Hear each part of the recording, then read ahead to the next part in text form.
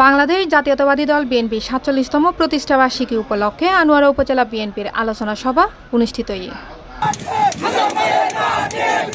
স্থানীয় অজ্ঞ কমিউনিটি সেন্টারত এই আলোচনা সভা অনুষ্ঠিত হয়। এর আগে উপজেলার কালাবিবি দিঘির মুরুত্তুন এক বর্ণাঢ্য রেলি বাইরগড়ি সভাস্থলত মিলিত হয়।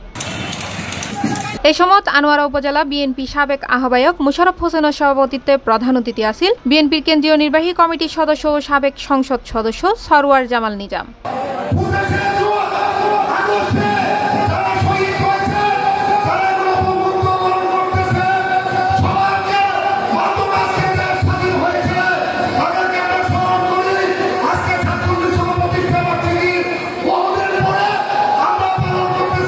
উপজেলা বিএনপির সাবেক যুগ্ম আহ্বায়ক বিপি মুজাম্মেল ও আবুল কালাম আবু যৌথ সঞ্চালনায় উপজেলা বিএনপির সাবেক সিনিয়র যুগ্ম আহ্বায়ক মঞ্জুর উদ্দিন চৌধুরী, সাবেক যুগ্ম আহ্বায়ক অ্যাডভোকেট ফজল আমিন চৌধুরী, চট্টগ্রাম দক্ষিণ জেলা বিএনপির সাবেক সহসভাপতি শফিউল আলম জাকারিয়া চৌধুরী, সাবেক চেয়ারম্যান হুমায়ুন কবির আনসার, দক্ষিণ জেলা যুবদলের সভাপতি মোহাম্মদ শাহজাহান, শাওয়াত জামাল নিজাম, মেজবাউদ্দিন চৌধুরী, জাহেদ ও শহীদ জিয়া প্রজন্ম দলের কেন্দ্রীয় যুগ্ম সম্পাদক আবু তাহের সহ বিএনপি ও অঙ্গ সহযোগী সংগঠনের নেতাকর্মীরা উপস্থিত আছেন।